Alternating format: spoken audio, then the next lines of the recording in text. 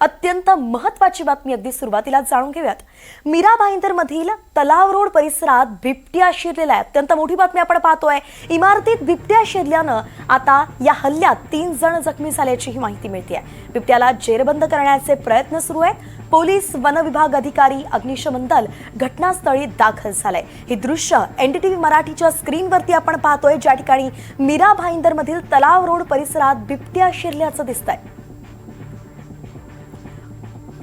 मनोज सातवे आपले प्रतिनिधी आपल्या सोबत जोडले गेलेत। मनोज, सध्या कशी कारवाई सुरू आहे? नेमकं बिबट्याला पकडण्यासाठी कसे प्रयत्न सुरू आहेत? वैष्णवी, मीरा रोडच्या नवघर पोलीस ठाण्याच्या हद्दीत बीपी रोडच्या बाजूलाच असलेल्या पारिजात बिल्डिंग मध्ये हा बिबट्या शिरलेला आहे।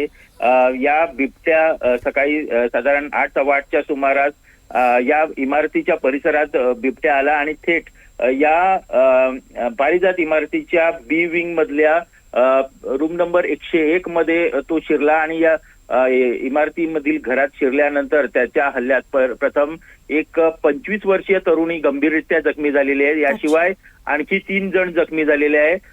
सध्या स्थानिक नागरिक आणि पोलीस त्याचप्रमाणे अग्निशमन दलाचे जवान या घटनास्थळी दाखल झालेले आहेत आणि या सर्वांनी मिळून या बिबट्याला या इमारतीच्या रूम नंबर 101 मध्ये जेरबंद करून ठेवलेलं आहे। मात्र अद्याप वन विभागाचे अधिकारी या ठिकाणी आलेले नाही आहेत आणि वन विभागाचे अधिकारी आल्यानंतर त्यांना या बिबट्याला पिंजऱ्यामध्ये बंद केलं जाईल। मात्र सुरुवातीला केलेल्या या बिबट्याच्या हल्ल्यात एक तरुणी गंभीररित्या जखमी झालेली आहे।